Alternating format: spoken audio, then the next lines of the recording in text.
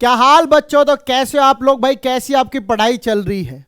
Last का जो classes का जो सेशन मिला है आप लोगों को, आई होप आपको बहुत अच्छे से समझ में आया होगा। नहीं आया है तो भाई साहब फिर समझ लो, क्योंकि समझना तो पड़ेगा ही, सॉल्यूशन इसके अलावा कुछ है नहीं। सीधी सी बात है कि आपका काम इन क्वेश्चन को प्रैक्टिस करने से और पढ़ाई से ही चलने वाला है।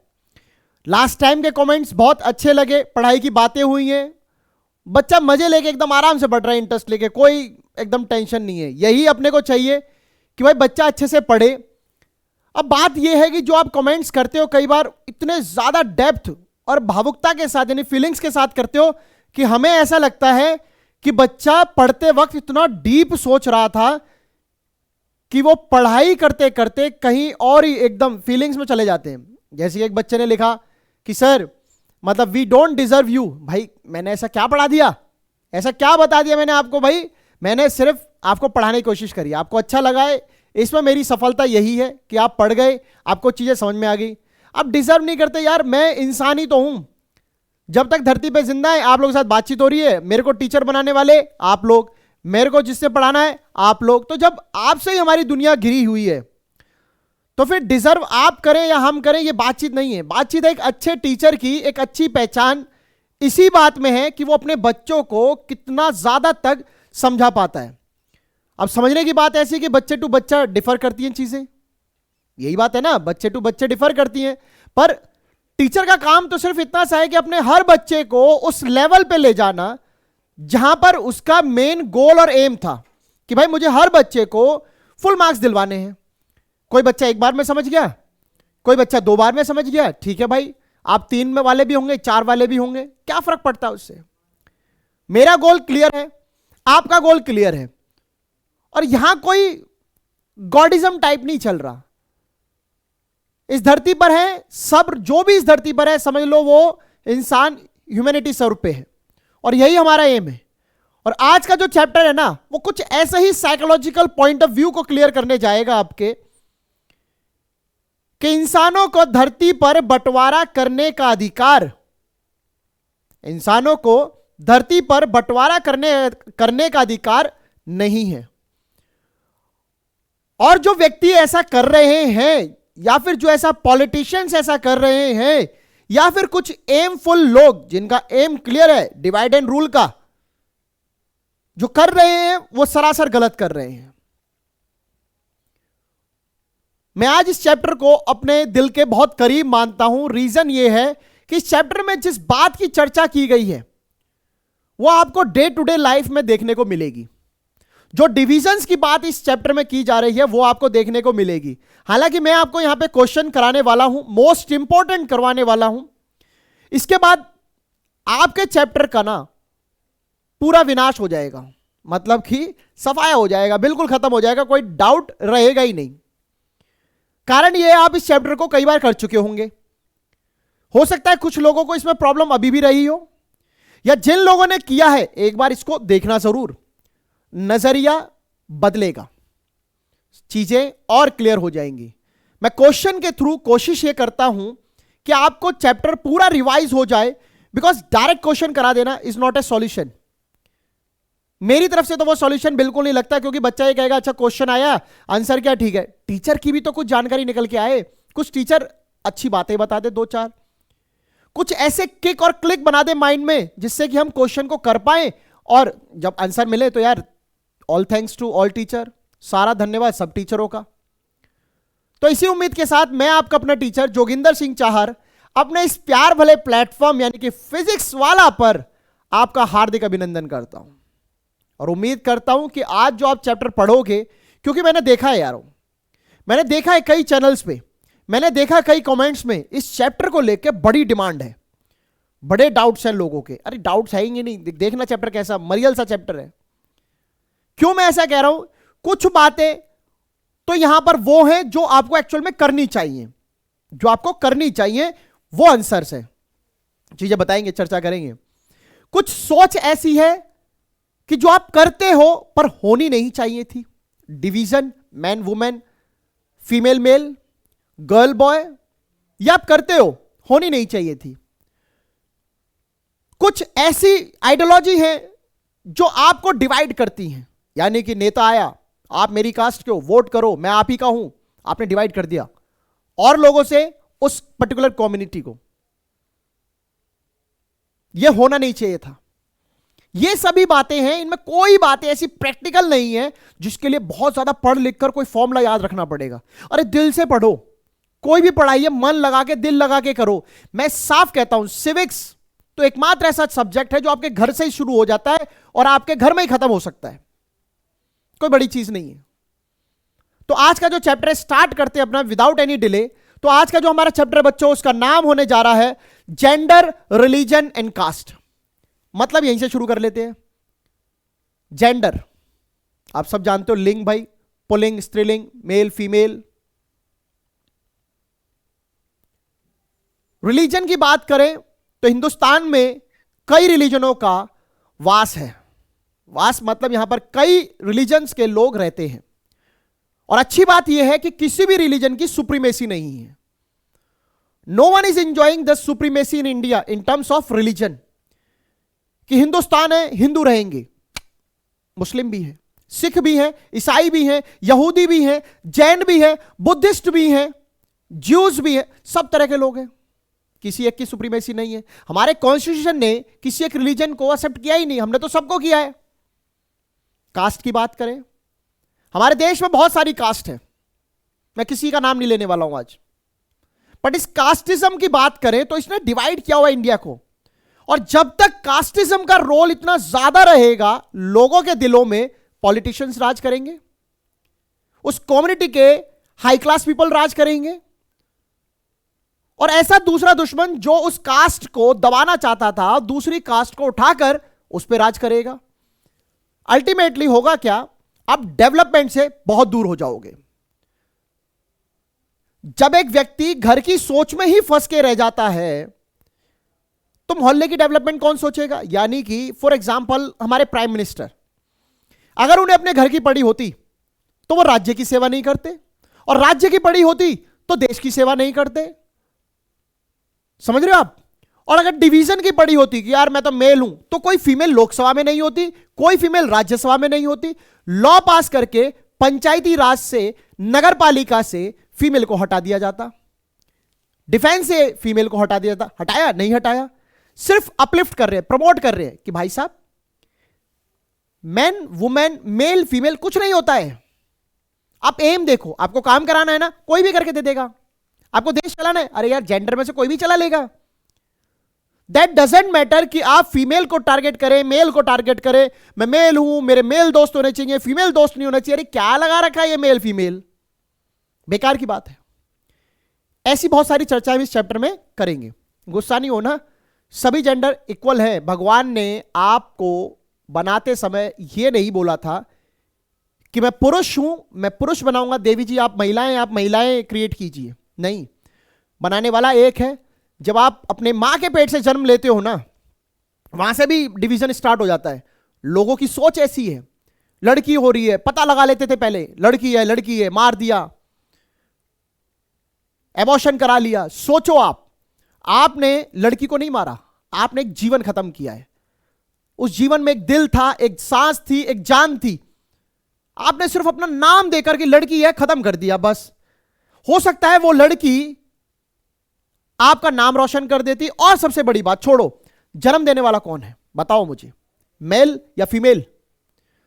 जिससे जन्मे हो उसी के साथ डिस्क्रिमिनेशन गलत है।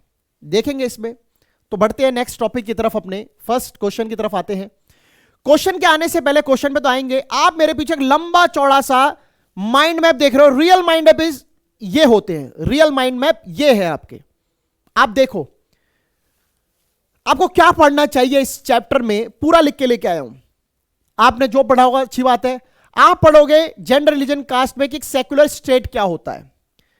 सेक्युलर स्टेट में आप यही पढ़ने वाले हो, किसी एक धर्म का हमने एडॉप्शन नहीं लिया है, हमारे लिए सारे धर्म एक बराबर हैं। ये सेक्युलर स्टेट में आप पढ़ने वाले हो। पॉलिटिक्स इन कास्ट, ये कास्ट है बच्चों। आई थिंक थोड़ा सा मिसप्रिंट हुआ है, बट कोई बात नहीं, हो जाती हैं छोटी छोटी बातें।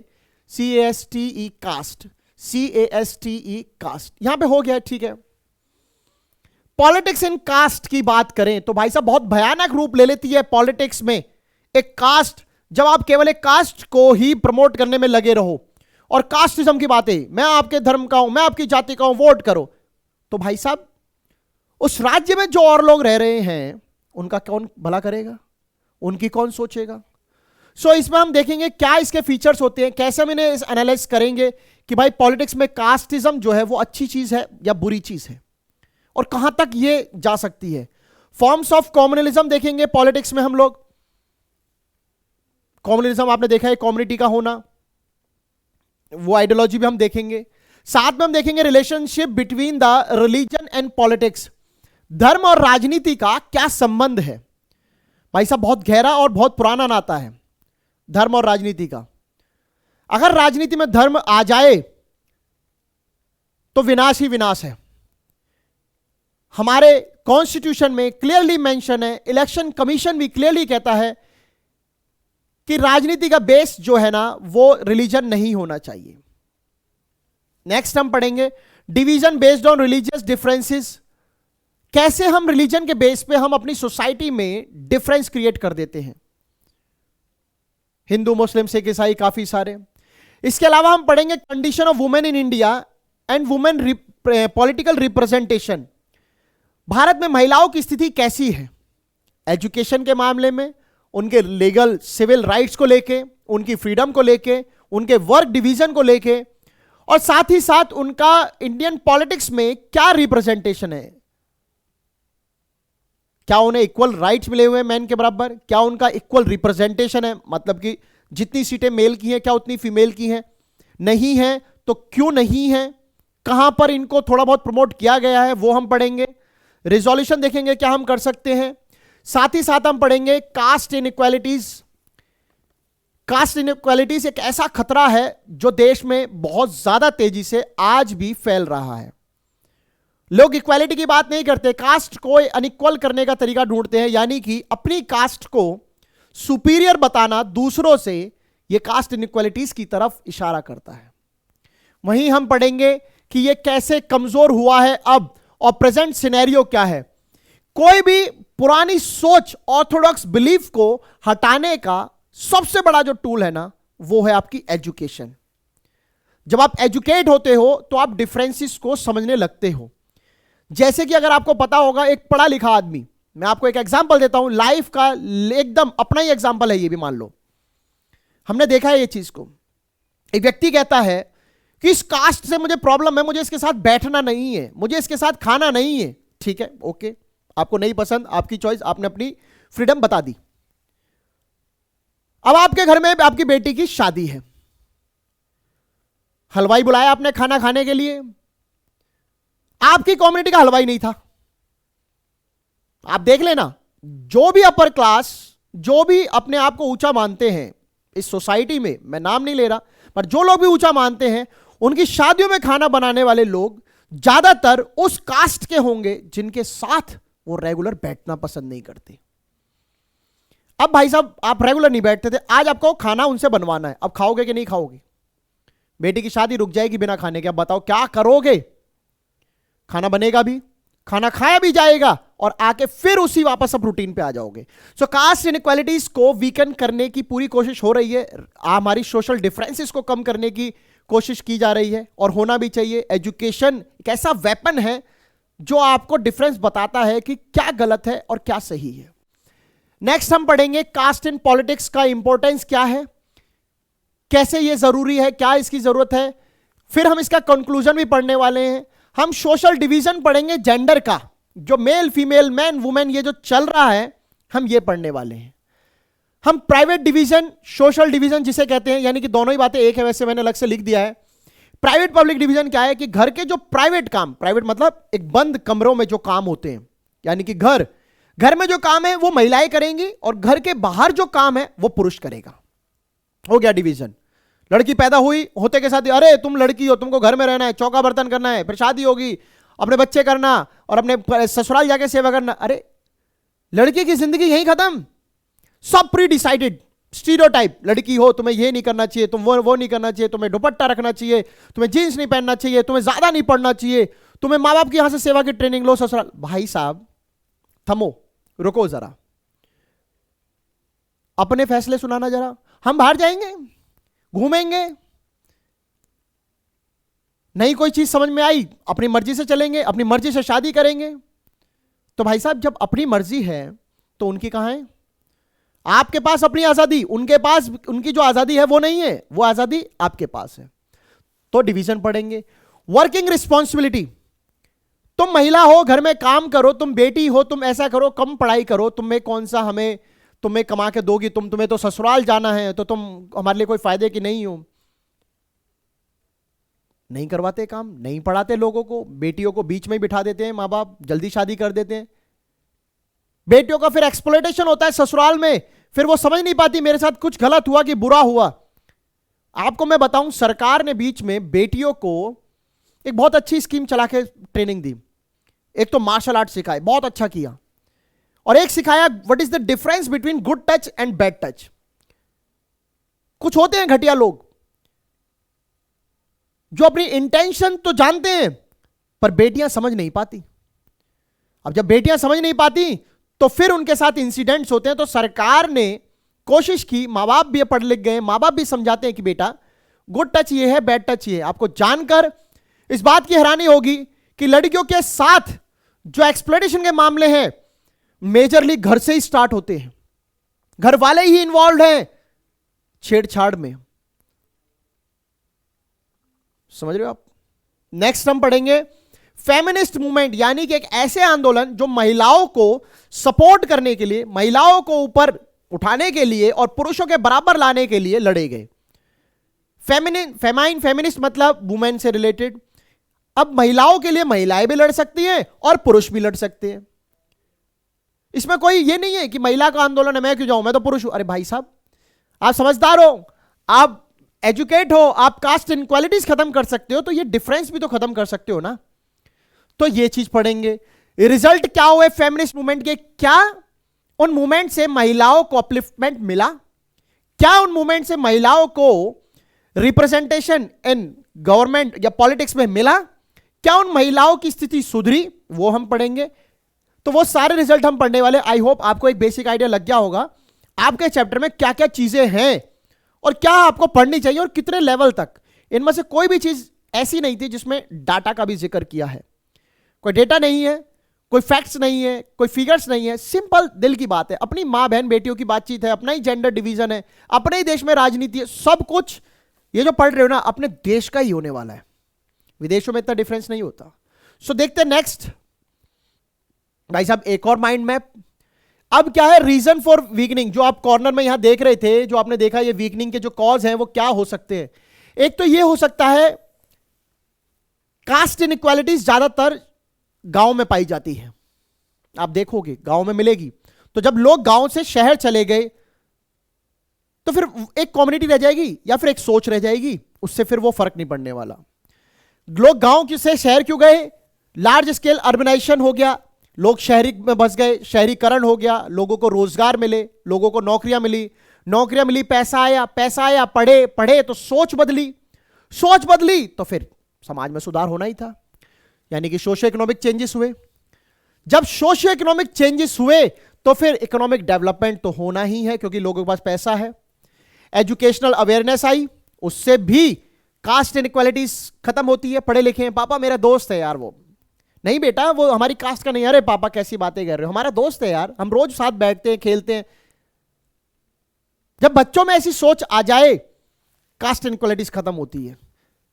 और एजुकेशनल अवेयरनेस कब आती है, जब आपकी लिटरेसी यानी एजुकेशन लेवल बढ़ता है, आप पढ़ते हो लिखते हो, आपकी बेटियां भी पढ़ती हैं।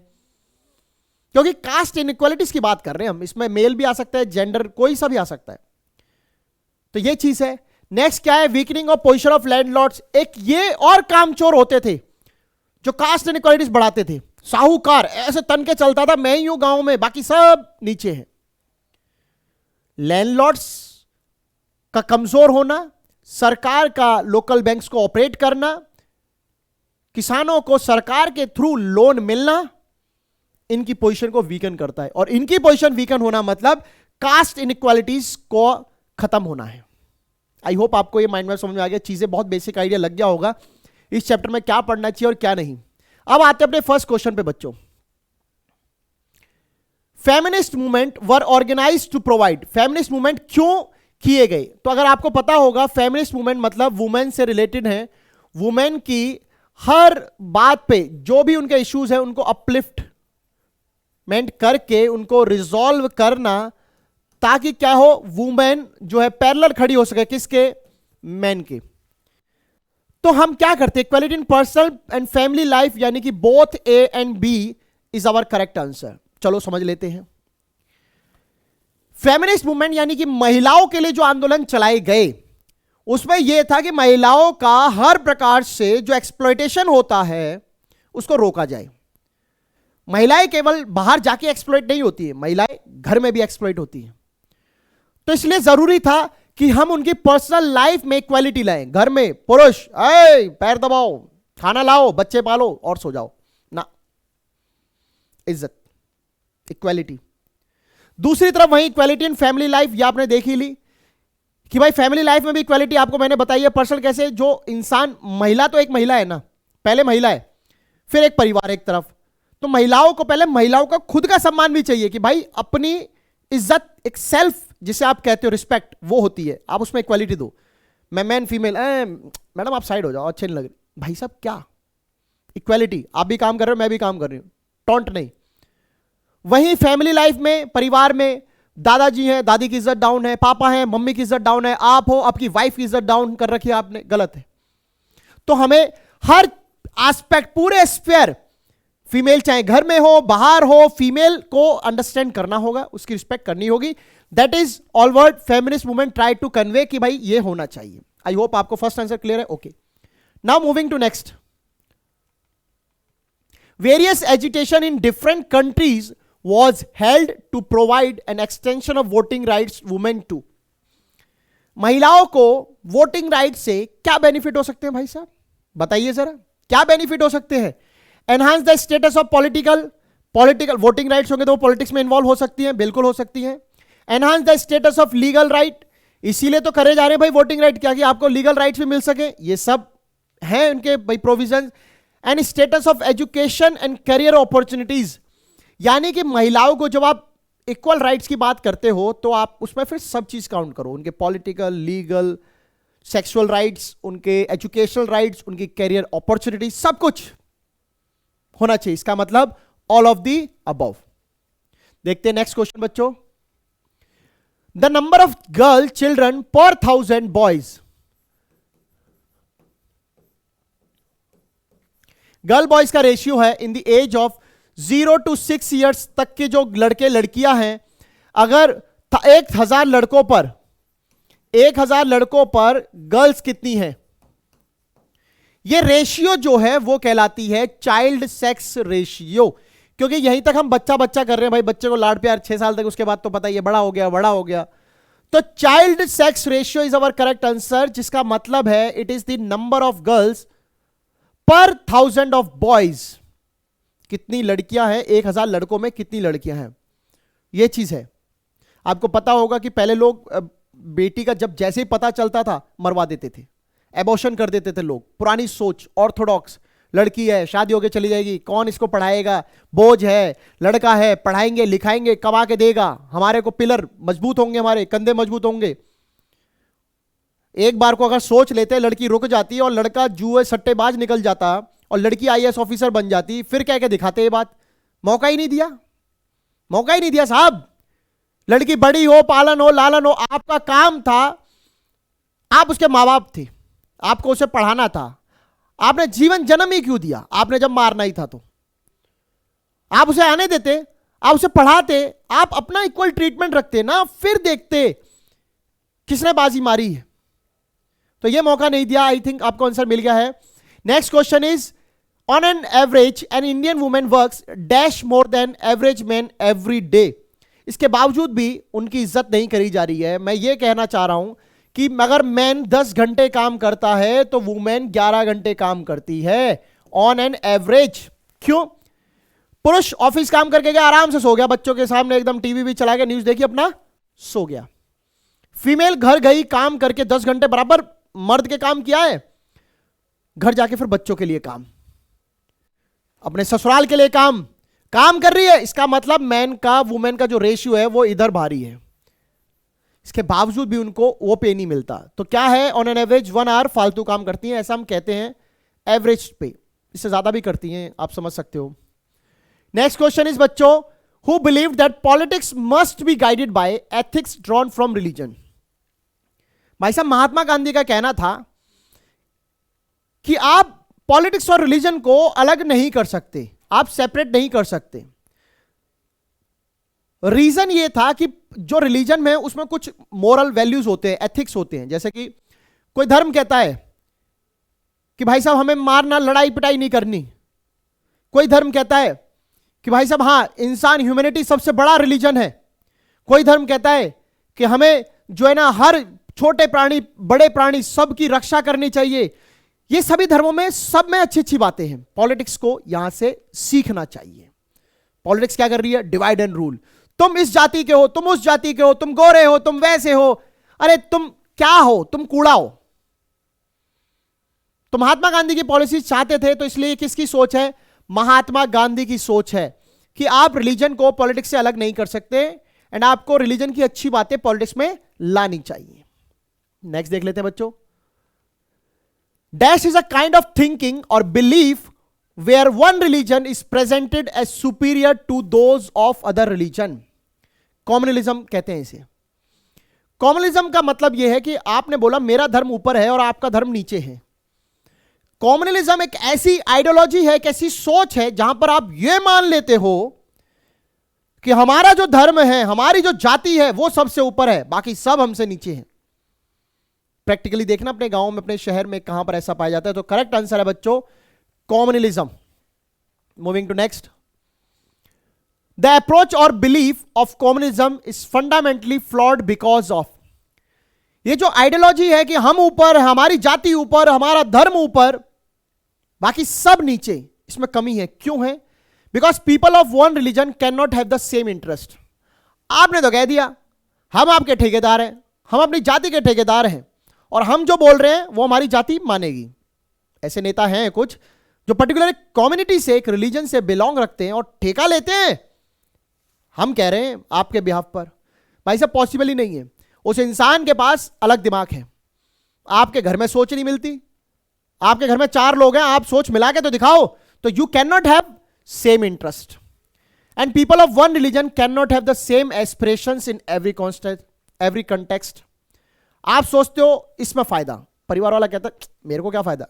पापा ने बेटे को बीटेक कराई है, बेटी को बीसीए कराया है, एक अपने आप ने करके बैठे बीकॉम, मम्मी ने करी है बीए। क्यों करी भाई साहब? मम्मी की तो चलो मान लेते, दूसरे घर से आई थी, अपने बच्चों को क्यों नहीं कराई? सबको कराते बीकॉम, नहीं कराई। एस्पिरेशंस अलग है, सोच अलग है, बच्चा अपनी चॉइस से कर रहा है, जाति अपनी चॉइस से चलती है भाई। And each of us has other roles, responsibility, position and identities. मुझे क्या करना है ये मैं जानता हूं, इसमें कोई दूसरा नहीं बताएगा। मेरी क्या जिम्मेदारी है मैं जानता हूं। नेता कहे आके मैं तुम्हारे साथ हूं, भाई साहब मेरे माँ बाप बूढ़े हैं, आ जाओ कर सेवा, मैं ही करूंगा ना, तू करेगा क्या? मैं क्यों, तू अपने घर की नहीं कर रहा? समझ रहे हो? मेरे रोल अलग है, मुझे माँ बाप का सेवा करने का, तो मुझे फौजी बनना है, नेता बनेगा नहीं। तो we have different aspirations, different interests, different roles, responsibilities, so all of these is our correct answer. Communalism आप थोप तो सकते हो ऐसे फेंक के हम तुम्हारे इसलिए, बट लोग उसको एक्सेप्ट नहीं करते। ऐसे जो लोग करते हैं वो फिर डिवीजन में चले जाते हैं। नेक्स्ट क्वेश्चन देखते हैं बच्चों। The basic form of communalism is so common that we often fail to recognise.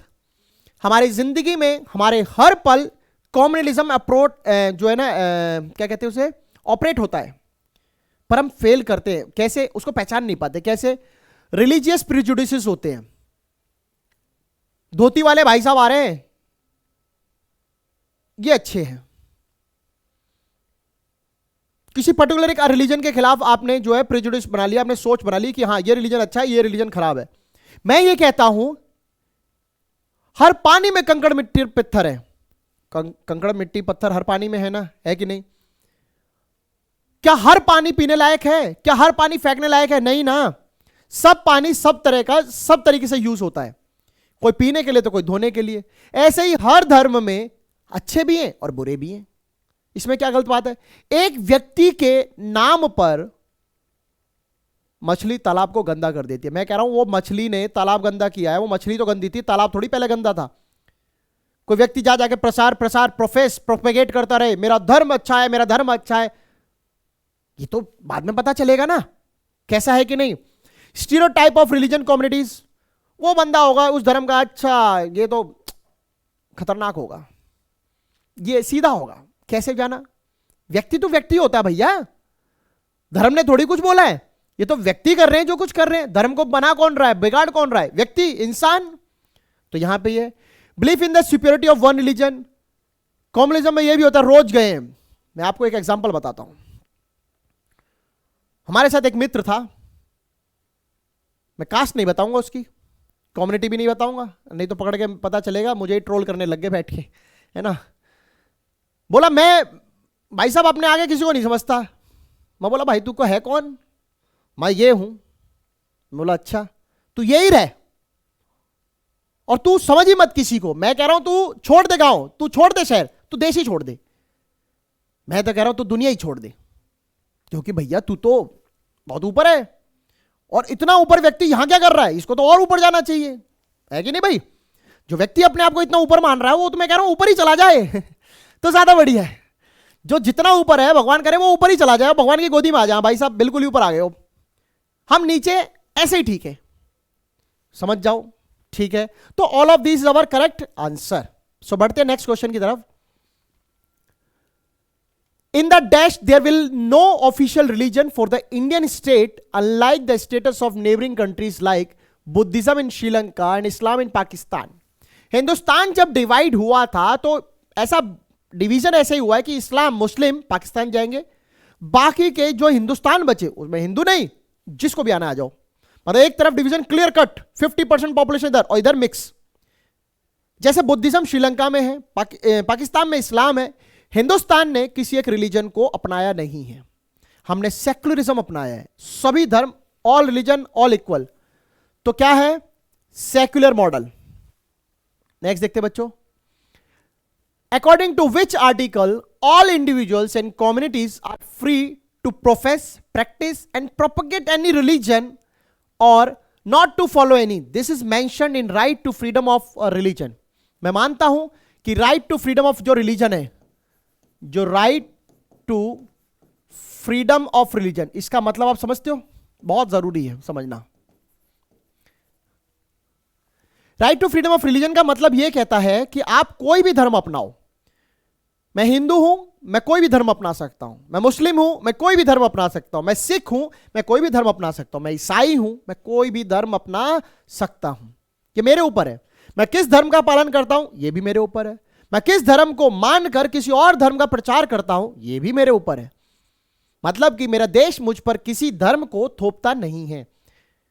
It is up to my choice. यह मेरे तक है, मेरी पसंद पर है कि मैं किसको मानता हूं।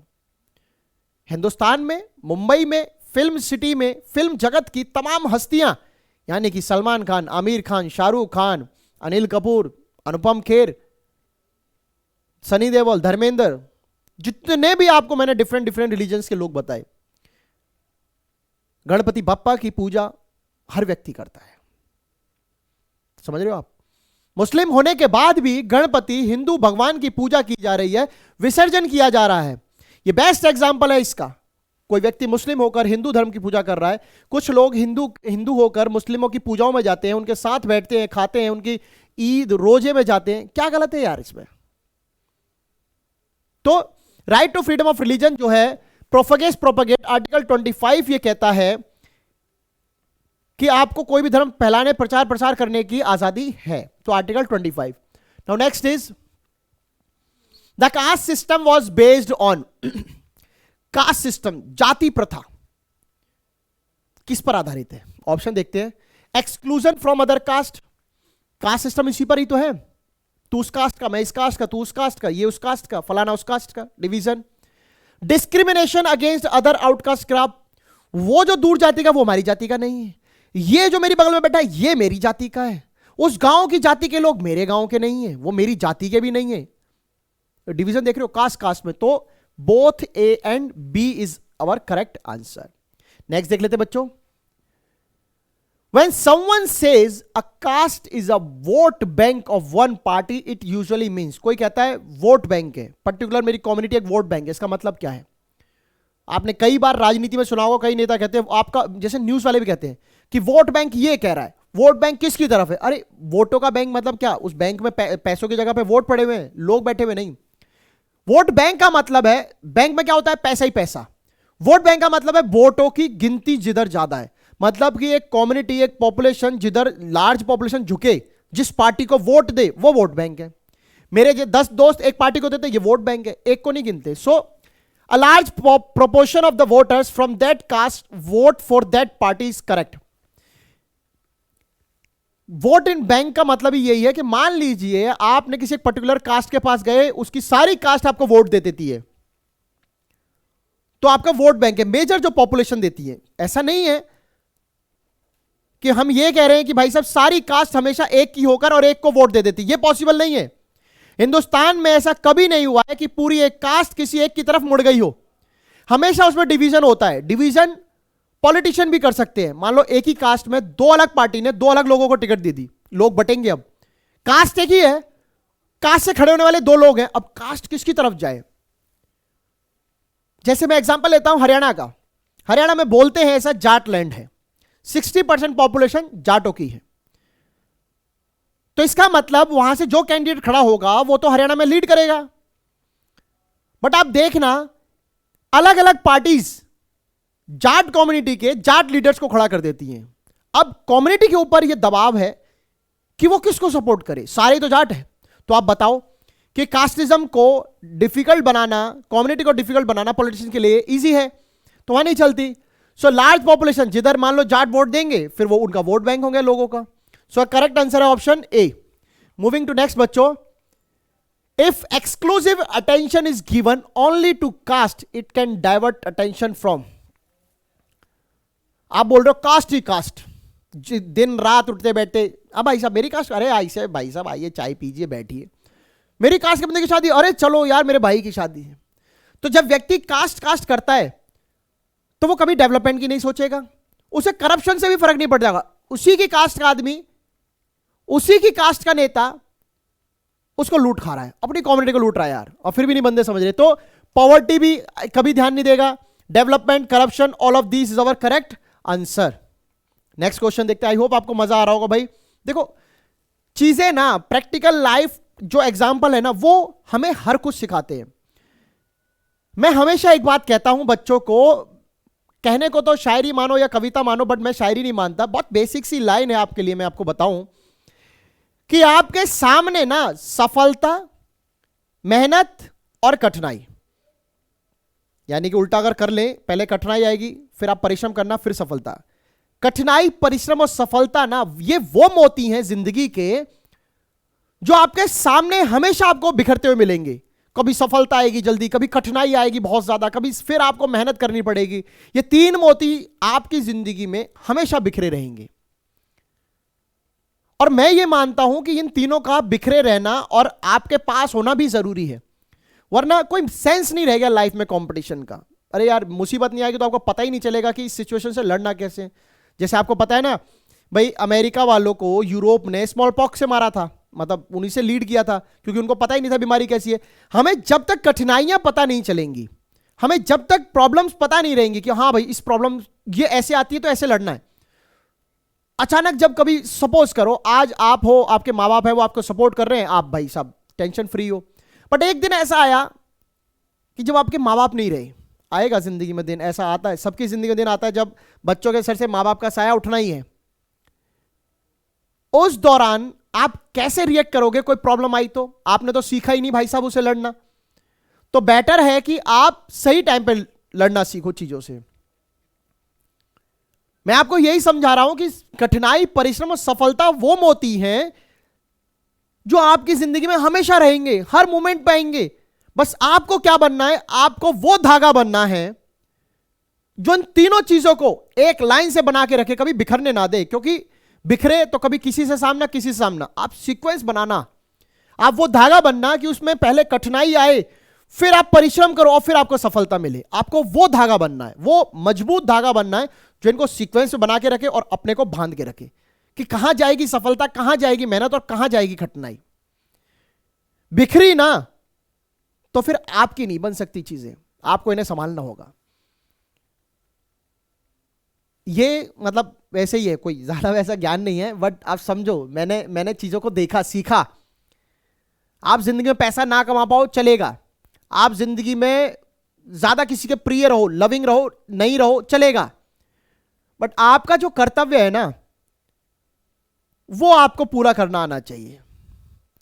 मैं हमेशा ही बच्चों से ये कहता हूं कि हमें बुक्स को इस तरीके से पढ़ो कि उनको लाइफ में प्रैक्टिकली उतार सके। यार एजुकेशन आपने ली है, उस एजुकेशन का यूज कहां कर रहे हो? डिग्री आपने 1000 बटोर ली, नौकरी आपको मिल गई डिग्री के बेस पे और आप उनका काम करने लगे कंपनी का। आपने जो सीखा, आपने जो पढ़ा, जो सोशल ज्ञान आपने लिया, जो फिलॉसफी सीखी, जो साइकोलॉजी सीखी, वो कहां यूज हो रही है? कंपनी में आके पढ़ा लिखा गया ऐसा अपने चले जाएंगे, ऐसा नौकरी आएंगे कमाएंगे, कहां चली जाएगी? ओवरऑल ग्रोथ डेवलपमेंट जो है ना वो आपकी सीख को इंप्लीमेंट करके होती है। क्योंकि ऐसी बातें बहुत जरूरी हैं आपको सीखना, क्योंकि हम इंसान हैं, हमारा काम है हम हर चीज को सीखकर उसको आविष्कार करके उसको लागू करें, जीवन में लाएं। नहीं तो ऐसे तो यार जानवर भी हैं, उनको आप ट्रेनिंग देते हो, वो रोज अपने मालिक की सुनता है और सो के सो जाता है। ये थोड़ी बनना है। डेवलपमेंट, रेस होनी चाहिए, कंपटीशन होना चाहिए, प्रॉब्लम्स के साथ, सॉल्यूशन के साथ और सक्सेस के साथ हमेशा स्ट्रगल होना चाहिए, कभी रुकना नहीं। सो नेक्स्ट देखते हैं, which of the following statement are true और फॉल्स? इनमें से कौन सी बात सच है? तो बात सच ये है कि भाई साहब महिलाओं को 54% एजुकेशन मिली है और मेल को 76% मिली है। 76 मैन एंड 54 वुमेन। ऐसा डाटा कहता है कि महिलाओं की एजुकेशन ये कम है पुरुषों के मुकाबले, एंड रीजन बहुत सारे हैं। रीजन स्टीरियोटाइप्स भी है, प्रीजुडिशियस भी है, ऑर्थोडॉक्स भी है, डोमेस्टिक भी है और कुछ सोशल भी है। क्यों मैं ऐसा कह रहा हूं? पहले तो आते हैं स्टीरियोटाइप, सोच पुरानी, प्रेजुडिस, ऑर्थोडॉक्स। बेटी है, क्या करेगी पढ़ के? शादी हो जाएगी, चली जाएगी अपने घर। एक दूसरा, और ये लड़की हो, पढ़ लिख लो यार, शादी करके तुम्हें बच्चे बच्चे तो पालने, घर में रहना है, तुम क्या करोगी पढ़ लिख के? बहुत सारे ऐसे हस्बैंड्स हैं जो अपनी बीवियों को आज पढ़ा रहे हैं और पति प्राइवेट नौकरी है और बीवी आईएएस बन जाती है, एसडीएम कलेक्टर बन रही है। ये एक विश्वास है, ये एक भरोसा है, ये एक मेहनत है। एक तरफ तो मैंने ये भी सुना था एक दिन न्यूज़पेपर में, पता नहीं वो जोक असली था या झूठ था, मुझे नहीं पता बच्चों। एक पति ने अपनी वाइफ को पढ़ने के लिए मोबाइल दिया, अब ऐसा वो भागी गई, उसको पति नहीं अच्छा लग रहा, कहती ये तो गंवार है, मैं एजुकेट हूं। तो ये जो है ये भी सोचना पड़ता है, इसलिए भी लोग शायद सोचते होंगे कि बेटी को ना पढ़ाओ लिखाओ, बट चलो वो तो बहरहाल दूसरी बात है, हम उस बात की पुष्टि नहीं करते। मेरा मानना यह है कि बेटियों को चाहे बेटों को, आपका काम है पढ़ाना, आप पढ़वाइए। अब पैसा दोनों पे बराबर खर्च कीजिए और किस्मत जानते हैं यार, फिर उनको जो करना है वो होने दीजिए।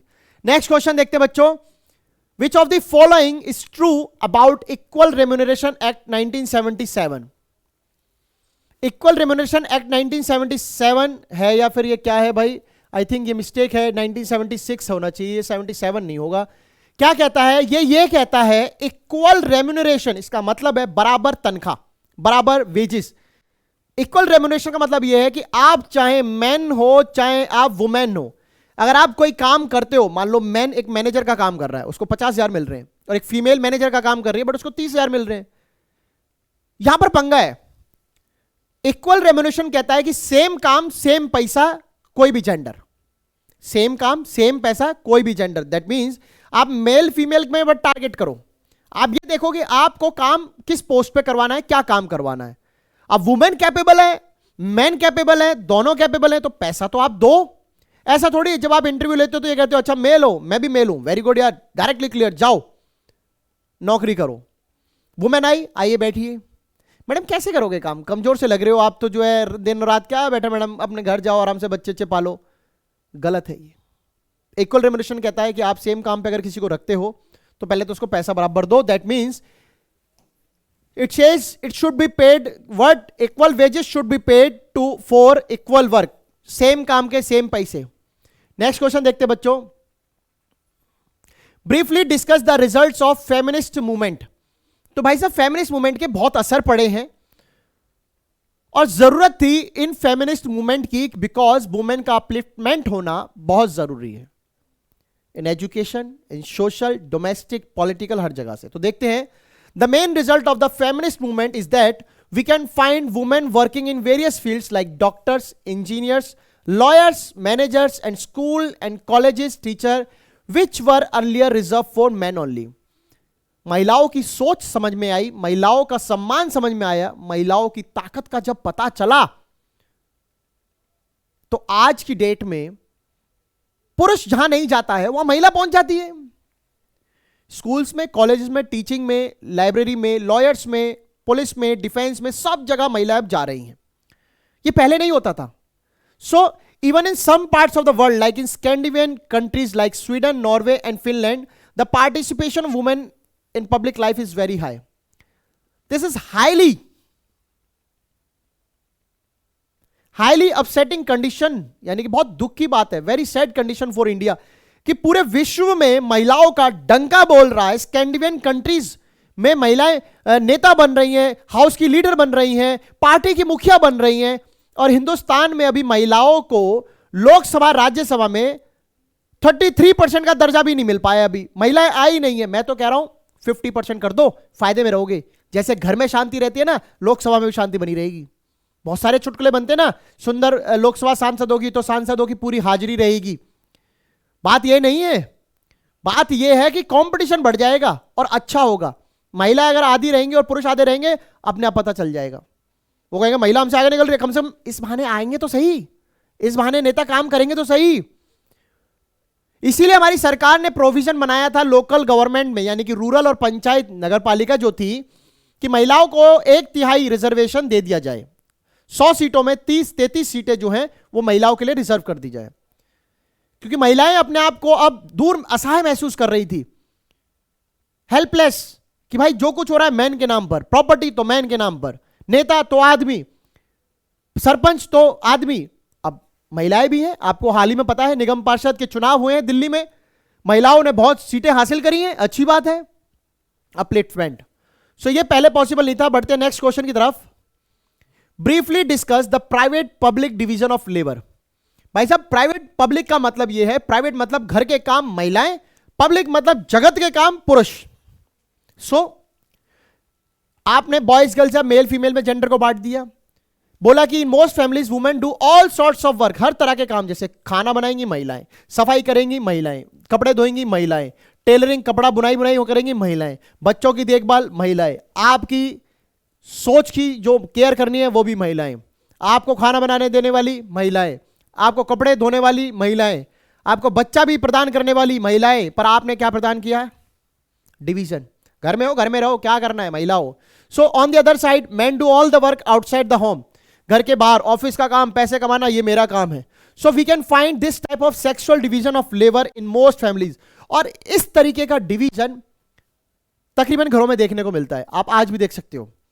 जो लोग बहुत ज्यादा पढ़े लिखे हैं वो अपनी बेटियों को बहुत दर्जा देते हैं. यकीन मानो मैंने ये अपने घर में देखा है. पापा ने हमें पीटा होगा पर आज तक हमारी बहनों को कभी हाथ भी नहीं लगाया. हमें तो ऐसा लगता था कई बार, क्योंकि ये सब हम देखते थे पुरुष प्रधान पुरुष में, हमें लगता था यार हमारी थोड़ी बहुत तो इज्जत हो. घर में कभी नहीं हुई.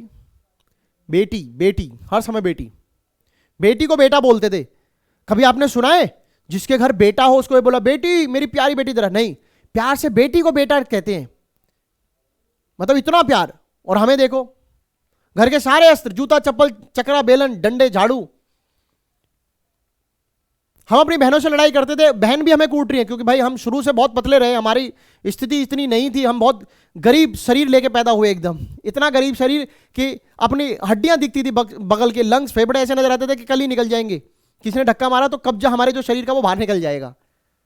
हमारी बहनें अच्छी खासी हट्टी कट्टी, डबल लेयर मास स्ट्रेटेजी वाली, और इतनी बुरी तरीके से मारते हैं कि जैसे ऐसा लगता था बॉन्डेज लेबर है हम. कोहनी वोहनी थी. अब मोटे आदमी की कोहनी आप समझ सकते हो, पतले आदमी पे कितनी बुरी तरीके से लगेगी. भाई साहब वहीं के वहीं सुन रह जाते थे, कमर छाती एकदम बाहर और पीछे पीठ अंदर घुस गई। मम्मी को बोला, मम्मी ने आके फिर भी हमें ढूंढा। क्यों? मम्मी को जाके शिकायत ये हुई कि वो तो बड़ा है, आपको पता है उसकी ताकत का अंदाजा, उसने मुझे मारा। भाई साहब मम्मी ने फिर अपनी ताकत दिखाई। हमने बोला यार दुनिया में महिला ही प्रदर्शन ही सब कुछ रह गया है, मम्मी भी हमें कूट रही है, बहन भी हमें कूट रही है, चलो पापा से शिकायत करते हैं। पापा को जाके बोली, पहले तो भाई साहब पापा ने विश्वास ही नहीं करा कि तेरी कुटाई भी हुई है, क्योंकि एक तो रिकवरी इतनी अच्छी है शरीर की हमारी, पतले आदमी पे मांस वास नहीं है, हड्डियों के निशान तुरंत अपने एकदम पिटाई के निशान तुरंत मिट गए।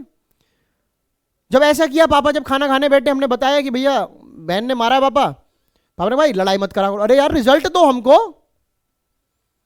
हमें उम्मीद तुमसे कुछ और थी, तुम बोल रहे हो कि क्या लड़ाई मत करो, लड़ाई तो फिर होनी है। हमने गुस्से में आके बहन के बाल बाल काट देते ऐसे रात में एकदम मस्त। मेरा जो आप देखोगे एक दांत भी उन्हीं का तोड़ा हुआ है, बहन भाइयों का ही तोड़ा हुआ है। तो ये जो डिवीजन है मुझे मेरे घर में नहीं दिखा, उल्टा मैं कमजोर दिखाऊं, बट चलो एक्सेप्टेड है सारी चीजें। महिलाओं को बढ़ने के लिए, बहनों को अगर आगे बढ़ाने के लिए भाइयों का योगदान ये दिया भी जाए तो ये वर्थ है, ये वर्थ इट है पूरी तरीके से। मैं नहीं मानता इसमें, और हमारे 2 दांत टूट जाते कोई फर्क नहीं पड़ रहा, पर अपलिफ्टमेंट होना चाहिए, यही मैं समझाना चाह रहा हूं, आप लोग भी समझें बच्चों। Next question is briefly discuss the women conditions in India. महिलाओं की क्या कंडीशन है? So since independence in our country the status of women has not change so much, because हम डेवलपिंग है, अभी हमारी सोच भी डेवलप हो रही है। अभी भी हमारी सोसाइटी कैसी है? मेल डोमिनेटेड है, पैट्रियार्कल, मतलब पहले पापा, पापा के बाद फिर बेटा, यही चलेगा, कभी बेटी और मम्मी का नाम नहीं। The literacy rate among women 54% है, जबकि वहीं मेल की 76% है, ये मैंने आपको बताया है। सो ये सारे रीजन है। नेक्स्ट देखते हैं बच्चों, what is the best solution to solve the problem of women representation? कुआं गहरा है, देख लिया, कैसे पता चलेगा? कूदो, कूदो। महिलाओं को पॉलिटिक्स में रिप्रेजेंटेशन नहीं है, कैसे होगा सॉल्यूशन? दो ना भाई, सीट दो। तो the best resolution to solve the problem of women's representation in politics is to provide reservation legally, just like Panchayati Raj जैसे लोकल गवर्नमेंट में इनको 1/3 कोटा मिला है, ऐसे ही यहां भी दो। सो हो जाएगी सॉल्व प्रॉब्लम। समझ में आ गई बात? ठीक है, moving to next. Discuss any 2 provisions of a secular state. Secular state मतलब जो किसी रिलीजन को नहीं मानता, तो क्या है कि there will be no official religion for the Indian states, just like कि बुद्धिज्म श्रीलंका में है, इस्लाम पाकिस्तान में, ऐसा यहां कुछ है ही नहीं, सब इक्वल है। Second is all individuals and communities are free to profess, practice and propagate any religion और नॉट टू फॉलो एनी। हमारे देश में कोई धर्म तो मानते ही नहीं, वैसे भी देश नहीं मानता कि कोई धर्म है हमारे देश का। हमारा देश बिल्कुल धर्मनिरपेक्ष है और हमको भी आजादी है, हम जिस मर्जी को माने या ना माने। नेक्स्ट देखते हैं बच्चों, mention any 3 reasons for weakening caste inequalities और the dominancy of a few caste. कैसे खत्म कर सकते caste inequalities? Socio economic changes लाओ भाई, सोसाइटी में समझाओ लोगों को, बदलाव करो। इकोनॉमिक डेवलपमेंट, जब देश में पैसा होगा, ग्रोथ होगी, तो लोग पढ़ेंगे, पढ़ेंगे तो सोच बदलेगी। लार्ज स्केल अर्बनाइजेशन, गांव से लोग जब शहर जाएंगे, लोग मूव करेंगे तो शहरीकरण होगा। जब गांव में रहती है सोच, कौन सी?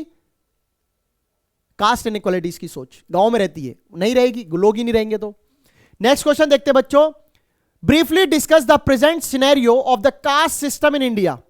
कैसा कास्ट सिस्टम है इंडिया का, देख लेते हैं भाई। Urban areas, it doesn't matter to the people walking next to them on the street और eating at a restaurant table. शहर में किसी को किसी से फर्क नहीं पड़ता, कौन सी जाति का व्यक्ति बैठा है, किस धर्म का व्यक्ति बैठा है, डजंट मैटर। ये चीज गांव में होती है। So the constitution of India is highly serious about untouchability and introduce article 17 which prohibited any caste based discrimination. What article says 17? कि article 17 says that any kind of discrimination or untouchability, ये जात ऐसी का है, ये जात वैसी का है, ये ऐसी कास्ट का, ये वैसी कास्ट का नहीं चलेगा। किसी भी प्रकार की छुआछूत बर्दाश्त नहीं है, उसके लिए सजा मिलती है। So India is a developing country, this communalism needs to be removed and rectified. However, we cannot say that the caste system has purely disappeared from India. It persists somehow. Bharat सरकार ने संविधान में भी article 17 abolition of untouchability clearly mention है, कोई भी छुआछूत नहीं करनी है, इसके लिए पूरी सजा मिलती है। अब ये छुआछूत केवल हम ही नहीं, अगर कोई नेता करता है तो उसकी सीट तक जा सकती है, वो अपनी पार्टी से निष्कासित किया जा सकता है, हटाया जा सकता है। छुआछूत का ऐसा है, नेक्स्ट देखते हैं बच्चों, explain how caste can take various forms in politics. कैसे कास्ट वेरियस फॉर्म ले सकती है? So when parties choose candidate in elections, they always keep in mind that the candidate composition must have different castes so that these parties can maintain the necessary support from all castes to win election. जब भी कोई party election decide करती है कि भाई चुनाव होने हैं, जब भी वो सीट टिकट देती है, तो हर पार्टी ये कोशिश करती है सब कम्युनिटी से उसके पास नेता चुने हुए हों, ताकि कल को वो सबको बैलेंस रख पाए। कल को एक पर्टिकुलर कम्युनिटी खड़ी होके ये ना कह दे हम तो है ही नहीं, हमें तो दूर रखा गया है, हम तो डिप्रेस्ड बना दिया इन्होंने, ऐसा नहीं। So it is also observed that political parties and candidates in election appeal to caste sentiments to get support from that particular caste.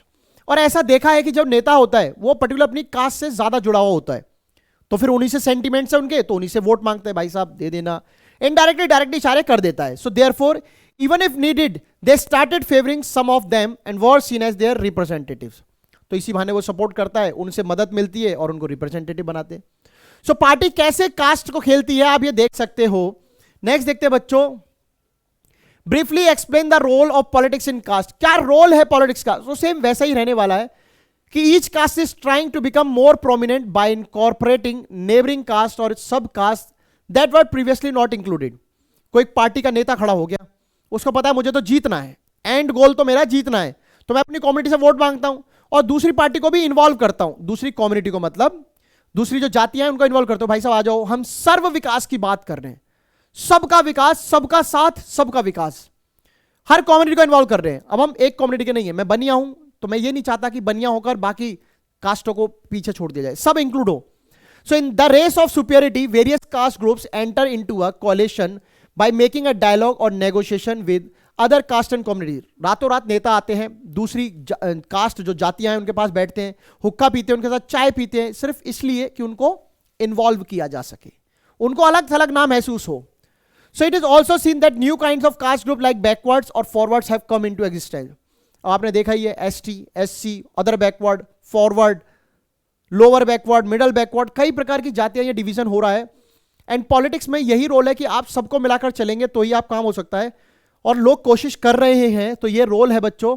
Next देख लेते हैं, explain any 3 features of communalism. जातिवाद, समाजवाद, जो आप सोशलिज्म नहीं, जातिवाद जो होता है उसके क्या फीचर है? So all the followers of a particular religion must belong to one community. Communalism ये कहता है कि जो भी एक कम्युनलिज्म की अप्रोच ही है कि मेरे पास मान लो 10 लोग आए तो ये एक ही कम्युनिटी के होने चाहिए, अलग अलग कम्युनिटी के आएंगे तो कम्युनलिज्म अप्रोच ऑपरेट नहीं होता है। 10 धर्म 10 जाति के लोग आ गए, ये कम्युनलिज्म नहीं है। एक ही जाति के 20 लोग आ गए, ये कम्युनलिज्म है। Fundamental interest of followers of particular religion must be the same. Communalism की एक सोच और है, अगर कोई एक पर्टिकुलर धर्म है तो उन सबका जो इंटरेस्ट है, जो उनका फायदा है, उनकी जो सोच है वो एक जैसी होनी चाहिए। डू यू रियली थिंक कि ये पॉसिबल है? एक धर्म में सारे लोग क्या एक जैसा सोच सकते हैं? नहीं। If any difference arises between them, that will be the irrelevant and trivial for community life. और ये कहता है अगर किसी के बीच में कोई दिक्कत है, मतलब सोच नहीं मिल रही, तो ये बहुत छोटी बात है, ये कम्युनिटी लायक नहीं है ये बातें, उसको हटाओ, एक इंटरेस्ट बनाओ, एक सोच, one think, one religion, one community, one approach. ये पॉसिबल नहीं है। हमने बोला ना, डिफरेंट लोग, different goals, different responsibilities, different aspirations, तो फिर ये मुश्किल है। सो next question is explain communalism. अब कम्युनलिज्म आप वैसे समझ चुके हो कि सारा क्या है, बट हम फिर भी एक बार देख लेते हैं। It is a kind of thinking और बिलीफ, ये एक सोच है जहां पर one religion is represented as superior to other religions. मेरा रिलीजन ऊपर है, तुम्हारा नीचे है, कम्युनलिज्म है। When the demands of one religious group are formed in opposition to another, and when state power is used to establish the domination of one religion group over the rest. मेरा धर्म ऊपर है, तुम्हारा नीचे है, मैं इनकी सुनूंगा, इनकी नहीं सुनूंगा, हम इनकी क्वेश्चन पूरी करनी चाहिए, इनको साइड हटाओ। एक रिलीजन को आप ऊपर ऊपर करे जा रहे हो, दूसरे को गिराए जा रहे हो, या पूछ ही नहीं रहे। And this kind of approach is hazards, ये खतरनाक हो सकती है, because it is expressed in politics in exclusive and partition terms when one religion and its followers are pitted against another. Communal politics is directly based on religion, the principal basis of social community. जब व्यक्ति एक society, एक community को promote करता है, एक नेता दूसरों को अलग थलग करता है, तो इससे देश में बंटवारा होता है, इससे दंगे होते हैं, सोशल कॉन्फ्लिक्ट होता है, इक्वल डिवीजन की बात नहीं हो रही है, आप डेवलपमेंट की तरफ जाओगे नहीं। फिर वही कम्युनिटी अगर कल को करप्शन करे आपके साथ, धोखा दे, आप कुछ कर ही नहीं पाओगे, अपनी चॉइस से गए हो। तो ये होता है कम्युनलिज्म। नेक्स्ट देखते हैं बच्चों, what are the features of communalism. क्या है, मैंने अभी बताया कि सारे एक रिलीजन से बिलोंग रखते हो, सबका इंटरेस्ट एक हो, अगर डिफरेंसेस है भी सोच में तो वो मायने नहीं रखते, सब एक है भाई, सब एक है, बाकी धर्म नीचे है। And it pre decided that if people follow different religions they can not belong to same social community. मैं कहता हूं मैं हिंदू हूं, मेरा दोस्त कहता है वो मुस्लिम है, एक दोस्त कहता है सिख है, तुम कम्युनलिज्म नहीं कभी ऑपरेट कर सकते, क्योंकि हमारी सोच अलग है, हमारा इंटरेस्ट अलग है, हम तो एक कम्युनिटी के भी नहीं है, तो कम्युनिज्म कैसे फैलेगा। So if people of different religion somehow have some commonalities then these are either superficial और इमैटेरियल।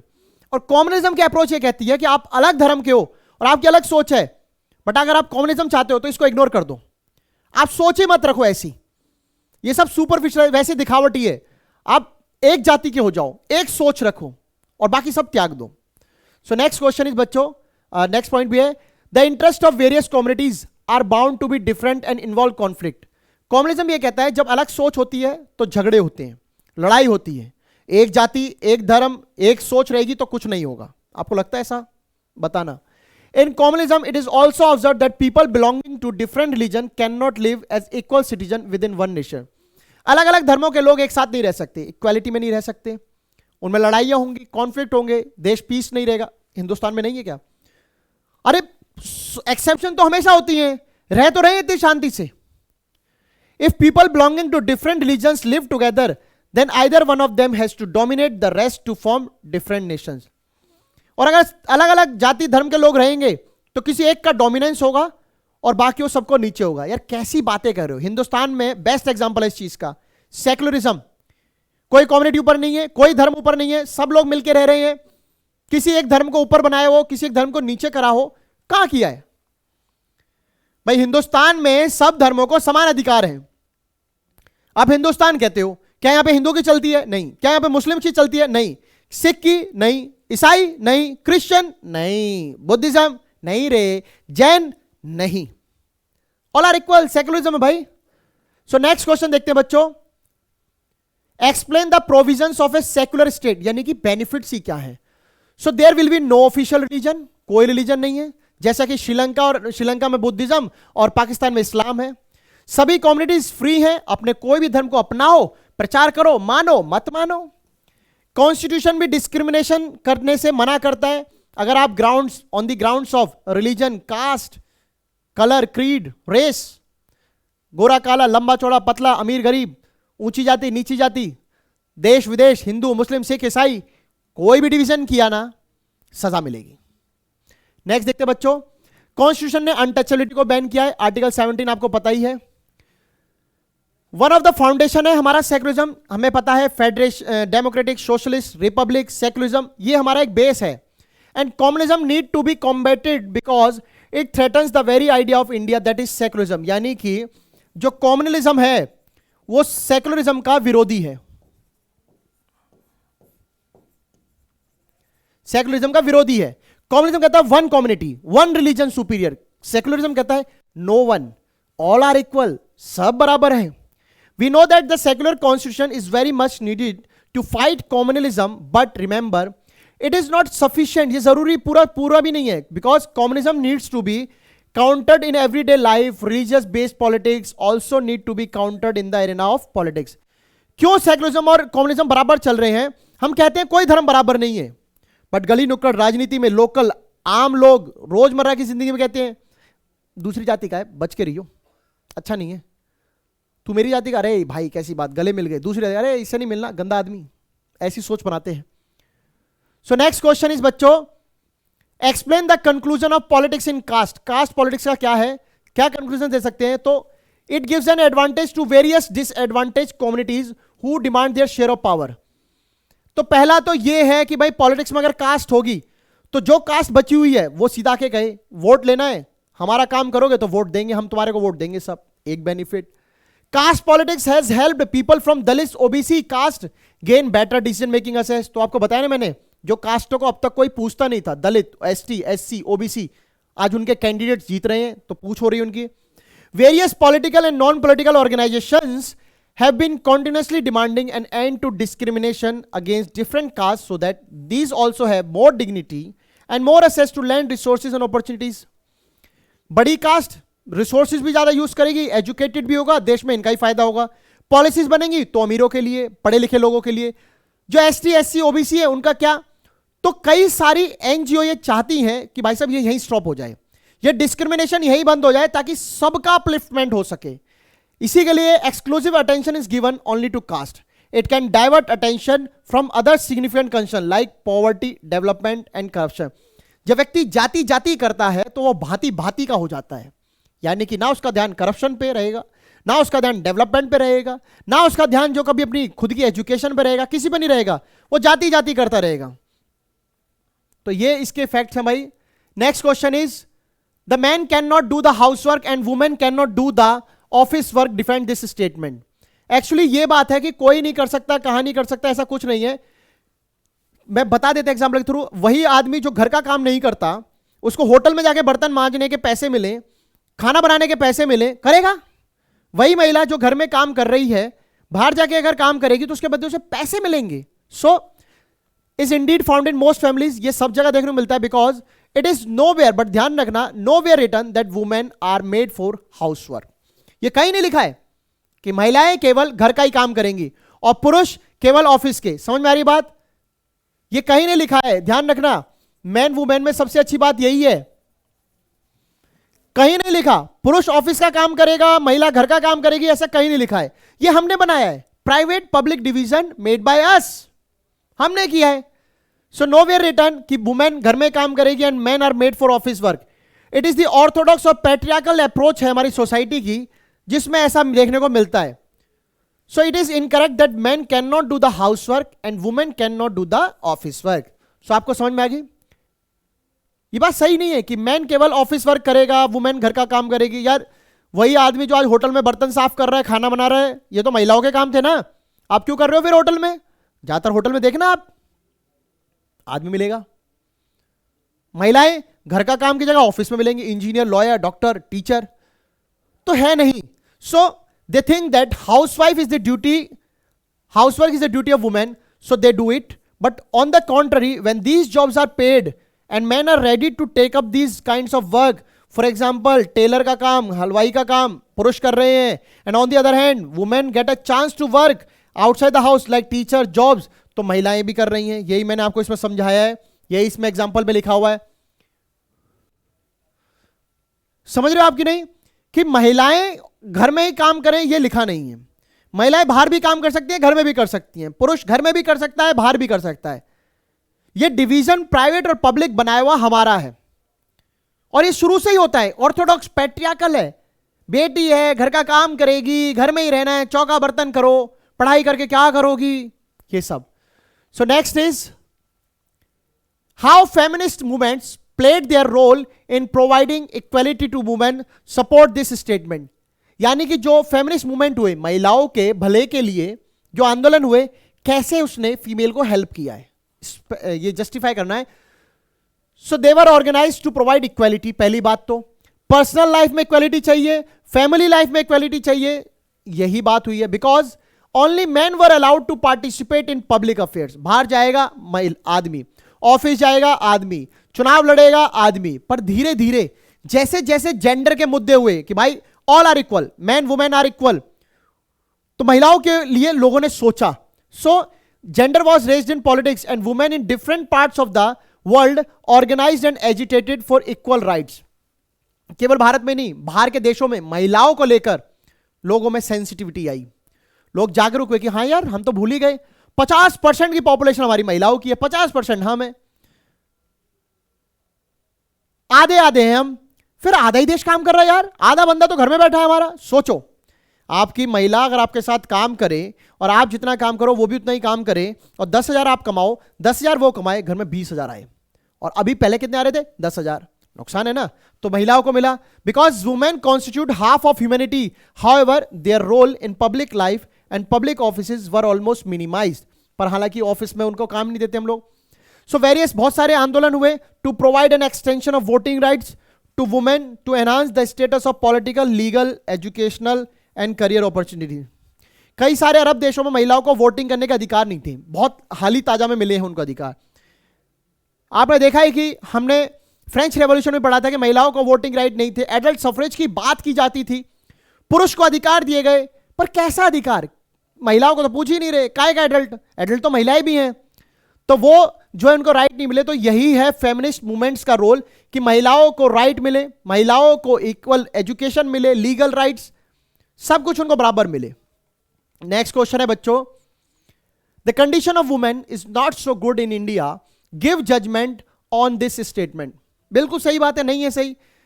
महिलाओं को घर में रखा जाता है, महिलाओं को एजुकेशन नहीं दी जाती, इसलिए तो 54% है। महिलाओं को ऑफिस में जॉब नहीं मिलती, ऑर्थोडॉक्स आपकी सोच है। यही सारे रीजन है कि इंडिया में स्टेटस ऑफ वुमेन चेंज नहीं हुआ है, अभी भी मेल डोमिनेटेड सोसाइटी है, बाप बेटा बाप बेटा। महिलाओं को एजुकेशन 54%, मेल को आदमियों को 76%। केवल थोड़ी बहुत लड़कियों को एजुकेशन दी जाती है, उसके बाद उन्हें बिठा लिया जाता है, 1 2 4 5 क्लास पढ़ाया, बिठा लिया, क्या करोगे इसके आगे पढ़ के, शादी करनी है। And even though girls perform better at schools, अगर वो अच्छा भी करें तो उन्हें ड्रॉप आउट बिठा दिया जाता है। आपने फिल्मों में देखा होगा, मास्टर साहब ने कोई गलत बात कर दी क्लास में, लड़के नहीं बोले, हंस रहे, हाँ हाँ हाँ, लड़की उठी बोली sir you are wrong, master ने लड़की को पीट दिया। क्यों? क्योंकि मास्टर ने, सर ने गलत बोला तो था, गलत तो बोला था, लड़की ने आवाज उठाई, आपने उसे पीट पाट के दबा दिया और उसके फादर को कंप्लेंट कर दी, अरे क्या बेटियों को रोज रोज स्कूल भेजते हो, सिर्फ यहां पे बातें करने आती है और कुछ नहीं। फादर आ गया टीचर की बातों में, बेटी को घर बिठा लिया। बाद में कभी उम्र में जाकर अगर बाप को पता भी चलता कि मैंने गलत किया तो क्या फर्क पड़ रहा उससे, अब जिंदगी तो खराब होगी ना यार, जिंदगी तो खराब हो गई। तो मैं यही कहना चाहता हूं कि जो लोग अपने बच्चों को पढ़ाते नहीं हैं वो गधे हैं, वो इतने बड़े गधे हैं जिनको यह विश्वास है मेरा बेटा सब कुछ करेगा, बेटी कुछ नहीं करेगी, बेटी का काम सिर्फ शादी करना, बच्चे पैदा करना और अपने ससुराल रहकर अपनी जिंदगी को नरक बनाना काम है। अरे कल को ससुराल वाले कुछ गलत करेंगे तो बेटी कैसे समझेगी कि क्या सही और क्या गलत है? बताओ मुझे। आपके पास एजुकेशन ही तो है जो आपको अच्छा बुरा समझा सकती है, आपने वो भी नहीं दी है। तो कल को बेटी के साथ अगर गलत भी हुआ फिर आप सर पकड़ के रोना कि हे भगवान, मैंने काश अपनी बच्ची को पढ़ाया होता, काश उसे पढ़ने दिया होता, बेटे के बराबर दी होती। अगर मैं इस सब से हटकर एक बात करूं, इंडिया में बढ़ते हुए रेप केसेस को लेके, किसके साथ होता है? बेटों के साथ, बेटियों के साथ। कौन करता है? बेटे। अरे तुम्हारे नहीं, किसी और के तो करते होंगे ना, बेटे ही कर रहे हैं, बेटियों के साथ कर रहे हैं। तो जब सीख दी थी बेटों को तब कहां मर गए थे भाई? कैसे संस्कार दिए तुमने? अपनी बहन को कोई छेड़े तो आग बबूला, और दूसरे की बेटी को तुम छेड़ो तो बड़ी वाहवाही है इसमें, शाबाश, बड़ी जल्दी पहुंच जाते हो, गर्लफ्रेंड बनोगी क्या? पता नहीं है आगे के भविष्य का, जिंदगी खराब कर दोगे। हाल फिलहाल में आपने केस देखा होगा ना, महरौली में लड़की का, आई थिंक श्रद्धा नाम था, क्या नाम था, कितने टुकड़े हुए, क्या हुआ प्यार का, किसने किया? बेटा ही था एक, किसी का बेटा तो था ना, जिंदगी बेटी की खराब हुई। चलो वो तो पढ़ी लिखी भी थी, कोई बात नहीं, पर ज्यादातर केसेस में तो बेटियां पढ़ी नहीं है ना। समझ रहे हो मेरी बात? बेटियों को पढ़ाओ, बहनों का सम्मान करो। ये वही है जो आपकी सुन रही है घर में, दूसरे की बहन बेटी को कह के देख लेना, फट देसी 100 नंबर डायल कर दे कि छेड़ रहा है। इज्जत घर से स्टार्ट करो, इज्जत घर से स्टार्ट करनी है बच्चों, कोई बड़ी चीज नहीं है यार। समझो उनके अंदर हमसे कम ब्लड होता है, जिस इंसान में हमसे आधा खून हो वो पहले ही परेशान है, उसके अंदर इतनी टेंशन, ऊपर से आपको संभालना है, आपके बच्चों को संभालना है, आपके परिवार को संभालना है। सम्मान करना चाहिए, इक्वल राइट्स। बढ़ते हैं नेक्स्ट क्वेश्चन की तरफ। नेक्स्ट पॉइंट, बड़ी बड़ी जॉब्स पर, हाई सैलरी वाली पर मेल बैठे हैं, फीमेल नहीं है। सेक्स सिलेक्शन इंडिया में बड़ा ही जोर शोरे पर था, क्यों? बिकॉज यहां पे क्या है, लोग बेटियों को होते कि जैसे ही पता चलता है बेटी है, गर्भ में ही खत्म कर देते हैं, एबॉर्शन। इससे क्या हो रहा है, चाइल्ड सेक्स रेशियो घट रही है। कैसे? 1000 लड़के तो होंगे पर 900 लड़कियां हैं कुछ स्टेट में, कुछ में 860 है, कुछ में 800 है, कहीं तो 600 भी है। तो सोचो क्या होगा इसका प्रॉब्लम। ये छोटी बात नहीं है। 1000 लड़के पूरे हैं, उनकी शादी के लिए लड़कियां नहीं है, फिर लड़की छेड़ेंगे, फिर हरकतें करेंगे, फिर क्रिमिनल एक्टिविटीज में इन्वॉल्व होंगे। तो जिन लड़कों की शादी नहीं हो रही वो क्या करें? और तो इसलिए चाइल्ड सेक्स रेशियो घट रही है। Even the women are doing the same kind of jobs and man, but even though they are getting lower salaries. महिला भी मैनेजर है, पुरुष भी मैनेजर है, पर महिला को तनख्वाह कम है, गलत बात है। Women are even getting victims of sexual harassment, exploitation, violence and other domestic issue. घर में पिटाई, बाहर पिटाई, घर में छेड़छाड़, बाहर छेड़छाड़, महिला की जिंदगी खराब। तो महिलाओं को अपलिफ्ट करना जरूरी है। नेक्स्ट क्वेश्चन देखते हैं बच्चों। The situation of women in Indian politics is very bad compare to the other developing countries in Africa and Latin America, critically examine. ठीक है, क्यों है बेकार बच्चों?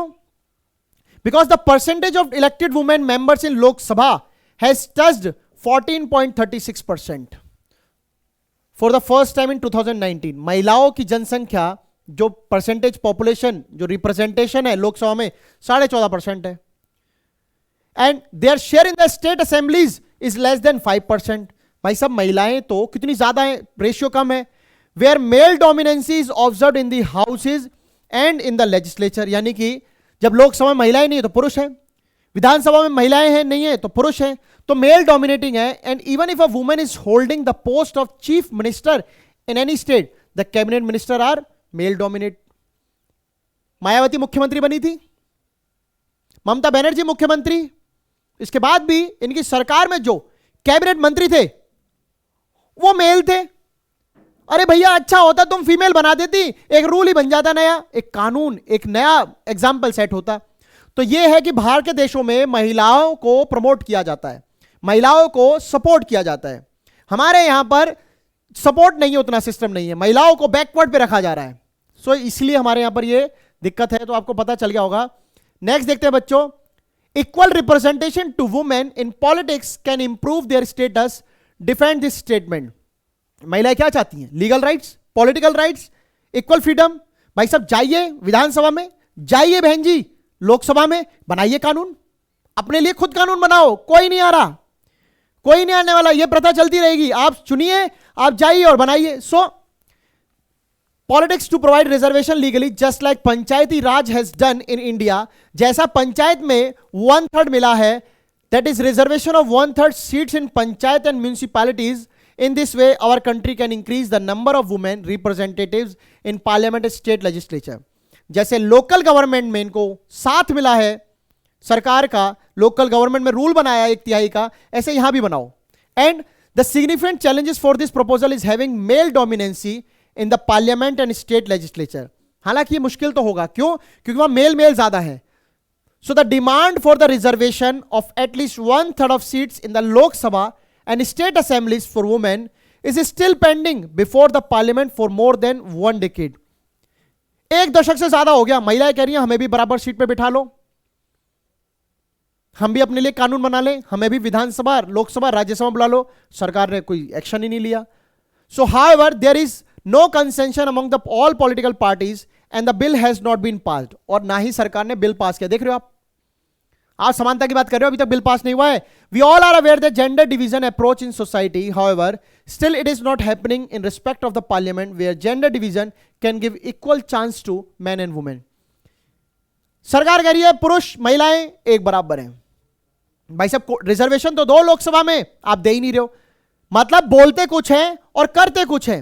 आप विधानसभा में, लोकसभा में, राज्यसभा में महिलाओं को रिजर्वेशन दो, 1/3 दो, महिलाएं आएंगी, अपना खुद का भला कर देंगी अपने आप, आपको जरूरत ही नहीं पड़ेगी। यार आप किसके लिए सोच रहे हो? महिलाओं के लिए, उनको बुला लो ना। आप तो, ये तो साइमन कमीशन वाली बात हो गई। मैं तो इसको यही कहूंगा, आपका भला करने आए हैं, पर आप ही लोग नहीं हो। महिलाओं का भला करना है, पुरुष ही पुरुष करेंगे। क्यों भैया, फीमेल को भी ले लो। सो नेक्स्ट देखते हैं बच्चों। Unlike gender differences, religious differences are often expressed in the field of politics. Give example in support of this statement. जैसे पॉलिटिक्स में भी डिफरेंस हमें देखने को मिला है, जेंडर डिफरेंस होता है, रिलीजन डिफरेंस होता है। तो ऐसे बताना है कि बिसाइड जेंडर डिवीजन एक और डिवीजन होता है जिसे हम वर्ल्ड में क्या कहते हैं, based on religions. Many countries including India have followers of different religion. हमारे यहां पे बहुत फॉलोवर्स है, जैसे कि नीदरलैंड की पॉपुलेशन में क्रिश्चियन है। दिस इज डिवाइड इनटू दो में होते हैं, Catholics and Protestant. However it should be kept in mind that unlike gender differences, religious differences are often expressed in the field of politics. Religion में भी differences हैं। हिंदू, कट्टर हिंदू, एक कहता है मैं तो कट्टर हिंदू, तो भाई दूसरे कैसे हैं? अपर ब्राह्मण, लोअर ब्राह्मण, ये कैसे है? ये डिवीजन खतरनाक है। धर्म को भी बांट दिया, धर्म तो बटे ही थे, धर्म के अंदर भी बंटवारे हैं। सो मैं ये किसी चीज की वो बात नहीं कहता हूं, मैं ये सिर्फ ये बताना चाह रहा हूं आपको एग्जाम्पल के थ्रू। विदेश में क्रिश्चियंस को दो पार्ट में बांटा, कैथोलिक्स एंड प्रोटेस्टेंट, मतलब है क्रिश्चियन ही पर दो पार्ट में बटे हुए हैं। तो ऐसे जेंडर डिवीजन की तरह ही पॉलिटिक्स में भी डिवीजन है धर्म का। एक और एग्जांपल देखें तो महात्मा गांधी ने बोला था कि you can never be separate politics from like religion, because every religion has some ethics, morals, values which need to be incorporated into the politics. He believed that politics must be guided by ethics drawn from that religion. Gandhi ji ने बोला कि आप धर्म को राजनीति से अलग नहीं कर सकते, बल्कि आप ऐसा करो जो उस धर्म के अच्छे गुण हैं उन्हें राजनीति में डाल दो, राजनीति अच्छी हो जाएगी। Even due to the religious differences, it is often seen that most of the victims of communal riots in our country are people from religious minorities. देश में दंगे होते हैं, हमेशा माइनॉरिटी पिसती है और ये बोल देते हैं अपर वाले ने करा है। सो ये होता है। Not only the minorities but women also argued that family laws of all religious should be changed by the government to make them more equitable. केवल माइनॉरिटी का इशू नहीं है, फीमेल का भी इशू है। वो चाहते हैं फैमिली लॉज में बदलाव हो, जैसे ट्रिपल तलाक। किसी से महिला से लड़ाई होगी, तलाक तलाक तलाक बोला और फ्री, ये कैसा है? फैमिली लॉज में बदलाव लाओ, हिंदू मैरिज एक्ट, ऐसे ही बदलाव लाओ जिसमें महिलाओं को थोड़ी इज्जत तो मिले, पुरुष उनको समझे तो सही। तो ये सब होता है। The constitution of India is highly serious about untouchability. Article 7 का गुणगान है ये। बेसिकली ये है कि हाईली सीरियस क्यों है कि ये प्रोहिबिट करता है एनी कास्ट बेस्ड डिस्क्रिमिनेशन को। इंडिया एक डेवलपिंग कंट्री है जहां पर ये कॉम्युनिज्म को, यानी कि छुआछूत, जातिवाद, इनको हटाना होगा। हाउएवर वी कैन नॉट से कि ये पूरी तरीके से खत्म है, बट इट परसिस्ट समहाउ, कहीं ना कहीं है। For example, most people prefer to marry within their caste now. अपनी कास्ट का बंदा दूसरे कास्ट की बंदी से शादी करना नहीं चाहता है। यही तो है कॉम्युनलिज्म। अपना रिलीजन ऊपर है, अपनी ढूंढेंगे। So they did not find it good to have a marriage outside their caste, so indirectly it is promoting untouchability. मैं बनिया हूं, बनिया की लड़की होगी तो अच्छा है, दूसरे की होगी तो खराब होगा। ये सोच अनटचेबिलिटी की है। ये भी तो कास्ट बेस्ड डिस्क्रिमिनेशन है भाई। दूसरी कास्ट का बंदा अच्छा नहीं होगा। सो आप समझ गए? ठीक है। एजुकेशन ने इसमें एक रोल प्ले किया है, क्योंकि इससे आपको चॉइस मिलती है। Because those who get a better education are doing very well in every field, but जिनको नहीं मिलती वो प्रॉफिट है इन चीजों से। So this is the reason for having disproportionately large presence of upper caste among the urban middle class in a country. यही है बेसिक डिवीजन का। सो आई होप आपको पूरा अच्छे समझ में आया होगा भाई। आप सारी चीजें समझ चुके हो। कास्ट पॉलिटिक्स मैंने आपको सारा चैप्टर, पूरा चैप्टर करा दिया है इस क्वेश्चन के थ्रू। इन क्वेश्चन के थ्रू आपका पूरा चैप्टर हो गया है। और उम्मीद करता हूं कि अगली बार जब हम मिलेंगे तो फिर से एक नई एनर्जी, नए सोशल मुद्दे को लेकर, नई कुछ बातों को लेकर मिलेंगे, नए विचार रखेंगे। और इस क्लास में बने रहने के लिए आपका बहुत बहुत थैंक यू बच्चों। कोई किसी पर्टिकुलर धर्म का हमारा टारगेट नहीं है, कोई किसी कास्ट का नहीं है। मैं चाहता हूं कि हिंदुस्तान में इक्वालिटी बनी रहे। और जो पॉलिटिशियंस कास्ट बेस्ड खेलते हैं, यार बंद करो। हिंदुस्तान को ना डेवलपमेंट की जरूरत है। हिंदुस्तान को एक ऐसे प्लेटफॉर्म पे पहुंचाओ जहां दुनिया ये कहे कि आपने डाइवर्सिटी के बावजूद भी वहां पर इंडिया को खड़ा रखा है। इंडिया डेवलपिंग कब तक रहेगा? डेवलपिंग यार बचपन से पढ़ते आ रहे हैं, डेवलपिंग कंट्री डेवलपिंग कंट्री। ये समय है डेवलप्ड स्टेज पे जाने का। और सभी रिलीजन को एक साथ होकर एजुकेशन पे, डेवलपमेंट पे, अपलिफ्टमेंट पे, इक्वालिटी पे, फ्रीडम पर, इन सभी पर बातचीत करनी चाहिए।